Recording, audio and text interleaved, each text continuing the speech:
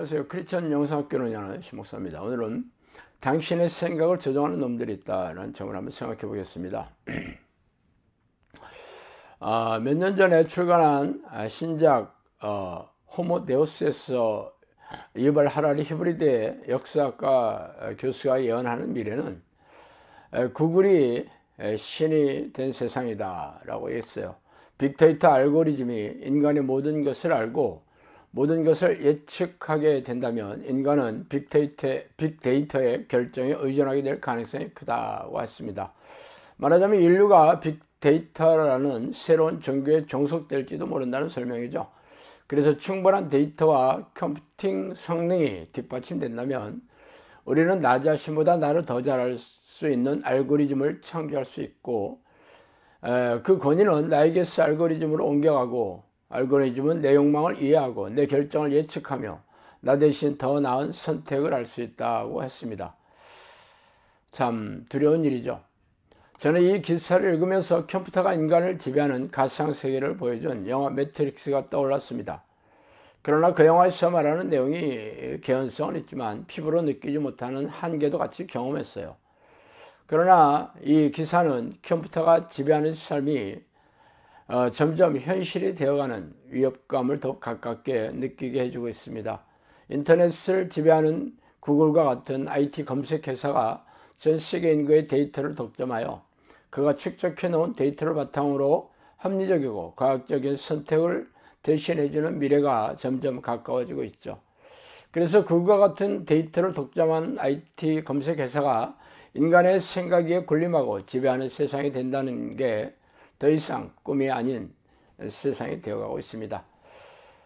이런 이야기들은 하나님이 통치하시고 다스린다는 성경과 반하는 내용이지만 이제 인터넷 없이 살 수 없는 전 세계인들에게 피부로 느껴지는 사실임을 인정해야 할 것입니다. 성경이 진리라고 믿는 크리스천들도 세상에 나가면 성경과 거꾸로 돌아가는 사실을 받아들여야 하는데, 사실 우리가 마주한 아무나 현실인 거죠. 왜 이런 일이 발생하는지 아세요? 사람들은 자신이 경험하고 이 경험을 바탕으로 축적된 데이터들을 신뢰하기 때문이죠. 말하자면 자신의 생각이 자신의 것임을 인정하는 데서 출발하고 있습니다. 그러나 성경은 자신의 생각이 아니라 속여서 넣어주는 놈이 있다고 말하고 있습니다. 그러나 아무도 이 말씀을 받아들이려 하지 않고 신앙생활하고 있죠. 그래서 교회에 오면 성경을 진리라고 말하지만 세상에 나가면 새로운 진리를 인정하며 살아가고 있습니다. 이 새로운 진리를 우상으로 떠받들고 있는 셈이죠. 그러나 사람들이 머릿속에 저장되고 경험한 역사의 신들이 아니기 때문에 새로운 신을 우상인지조차 인지하지 못하고 있습니다. 그렇다면 제가 주장한 대로 자신의 생각이 죄다 자신의 것이 아니라고 주장하는 성경의 근거를 살펴보고 싶습니다. 마귀가 벌써 시몬의 아들 가룟 유다의 마음에 예수를 팔려는 생각을 넣었더라. 요한복음 13장 2절이죠. 인자가 많은 고난을 받고 장로들과 대제사장들과 서기관들에게 버림받아 죽임을 당하고 사흘 만에 살아날 것을 비로소 그들에게 가르치시되 드러내놓고 이 말씀을 하시니 베드로가 예수를 붙들고 항변하며 예수께서 돌이키사 제 아들을 보시며 베드로를 꾸짖어 이르시되 사탄아 내 뒤로 물러가라. 내가 하나님의 일을 생각하지 아니하고 도리어 사람의 일을 생각하는도다 하시고. 마가복음 8장 31절에 33절이죠. 이에 기가 막히는 두 사건을 살펴봅시다. 먼저 성경은 가룟 유다의 생각인 자신이 것이 아니라 사탄의 머리를 타고 앉아 속여 넣어준 생각이라고 결론을 내리고 있죠. 또한 예수님이 십자가에 돌아가실 것을 말하는 것에 격분한 베드로가 항변하는 사건도 그 생각을 출처가 베드로가 아니라 사탄이 넣어준 생각이라고 밝히고 있습니다. 그래서 사탄의 공격을 간파한 예수님은 사탄을 즉각 내쫓고 있습니다. 그러나 자신을 향하여 사탄을 내쫓는 상황을 바라보며 베드로가 얼마나 기이하게 여겼겠어요. 가룟 유다는 죽을 때까지 자신의 생각이 사탄이 속여 넣어주었다는 사실을 까마득히 모르고 자살을 했을 것입니다. 그러나 베드로가 당시에는 사탄이 넣어준 생각의 공격에는 무지했지만 나중에 성령 세례를 경험한 후에 사탄의 공격 방식에 대해 잘 알게 되었으면 물론이죠. 그렇다면 우리네 크리스천들도 사람들의 머릿속에 자신의 생각을 속여 넣어주는 사탄의 공격에 대해 얼마나 인지하고 있을까요? 아마 거의 없을 것입니다. 그러나 이런 일은 비일비재한 일로 우리 곁에 날마다 발생하고 있습니다. 여호와께서 말씀하시기를 누가 볼게요 그 길랏 라모스에 올라가서 죽게 할까 하시니 하나는 이렇게 하겠다 하고 또 하나는 저렇게 하겠다 했는데 한 영이 나와 여호와 앞에서 말하되 내가 그를 꾀겠나이다. 여호와께서 그에게 이르시되 어떻게 하겠느냐 이르시되 내가 나가서 거짓말하는 영이 되어 그의 모든 선지자들의 입에 있겠나이다. 여호와께서 이르시되 너는 꾀겠고 또 이루리라. 나가서 그리하라 하셨은즉 이제 여호와께서 거짓말하는 영을 왕의 이 모든 선지자 입에 넣으셨고 또 여호와께서 왕에 대하여 화를 말하셨나이다. 열왕기상 22장 20절 23절 말씀입니다.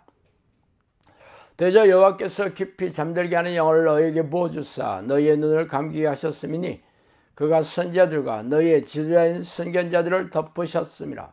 그러므로 모든 계시가 너희에게는 봉한 책의 말처럼 되었으니 그것을 그를 아는 자들에게 지며 이르기를 그대에게 청하노니 이를 읽으라 하면 난 그가 대답하기를 그것이 봉해졌으니 나는 못 읽겠다 할 것이요 또 그 책을 그 모르는 자에게 주며 이르기를 그대에게 청하노니 이를 읽으라 하면 그가 대답하기를 나는 그를 모른다 할 것이니라. 주께서 이르시되 이 백성이 입으로는 나를 가까이 하며 입술로는 나를 공경하나 그들의 마음은 내게서 멀리 떠났나니 그들이 나를 경외함은 사람의 계명으로 가르침을 받았을 뿐이라. 이사야 29장 10절 13절 말씀입니다. 이 두 구절은 기이하고 섬뜩하죠. 하나님께서 거짓의 영을 거짓 선지자 입에 넣어주는 것을 용납하셨으며 사람들에게 깊이 잠들게 하는 영을 넣어줘 깨닫지 못하게 하고 알지 못하도록 내버려 두셨다는 내용입니다. 자, 이들의 대상이 하나님을 모르는 세상 사람들이 아니라 이스라엘의 선지자들이고 하나님이 선택한 백성이었어요. 그렇다면 이런 사건이 구약의 이스라엘 시대에만 일어나는 일입니까? 아니겠죠. 아니라면 현대를 살아가는 우리들에게도 동일하게 발생하는 사건임을 받아들여야 할 것입니다. 그래서 신약성경의 근거를 찾아보았어요.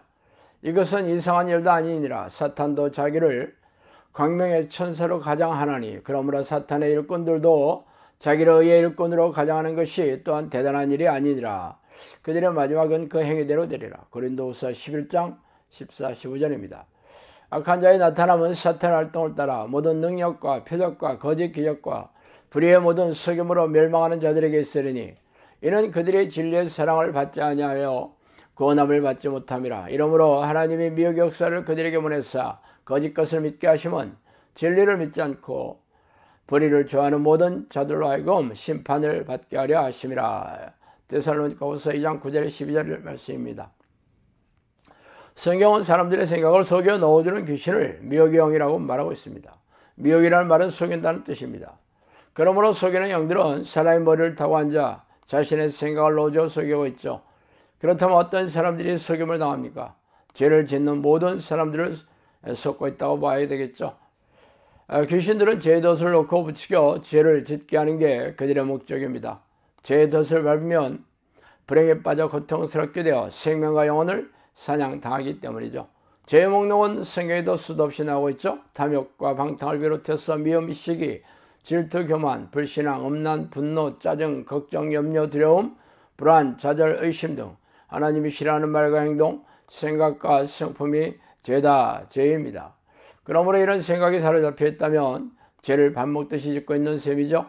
이렇게 죄를 지으면서 하나님을 떠나 고통스럽게 살게 됩니다. 그래서 영혼이 건조하고 냉랭하며 고단하고 팍팍하게 살게 되죠. 믿음의 능력도 없고 기도의 응답도 없으며 무능하고 무력한 신앙생활을 반복하게 되는 것은 물론이죠. 귀신들이 속이는 능력은 상상을 초월합니다. 성경 지식이 해박한 교회 지도자들에게는 말씀을 넣어줘 속이고 은사를 사모하는 자들에게는 은사를 넣어줘 속입니다. 희생적인 신앙행위에 열심히 있는 자들은 자기 의나 자기 만족을 넣어줘 속이고 형식적인 예배행위를 반복하는 자들은 천국의 자격을 착각하게 하여 속이고 탐욕적이고 세속적인 자들은 돈에 빠지게 하여 속이고 쾌락을 좋아하는 자들은 각종 쾌락에 빠지게 하여 속이는 것입니다.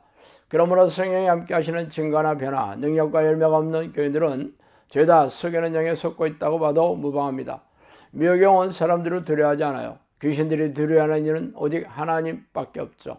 그래서 성령이 들어오시면 두려워 떨며 도망치기 바쁘죠. 그간의 제 경험으로는 모든 사람들의 생각을 넣어주어 속이고 있고 대부분의 크리스천들에게 몸에 들어가 잠복하고 있습니다. 이렇게 사태가 심각한게도 우리네 교회에서는 묘경의 존재조차 인지하지 못하고 있으니 안타깝기 그지없습니다. 그러므로 생각을 조종하는 묘경에 대해 무지하다면 당신은 이미 묘경의 좀비로 살아가고 있다고 보면 틀림없어요. 그래서 당신에게서 성령의 능력과 열매가 나타나지 않는 이유입니다. 자, 오늘은 여기까지 하겠습니다. 감사합니다.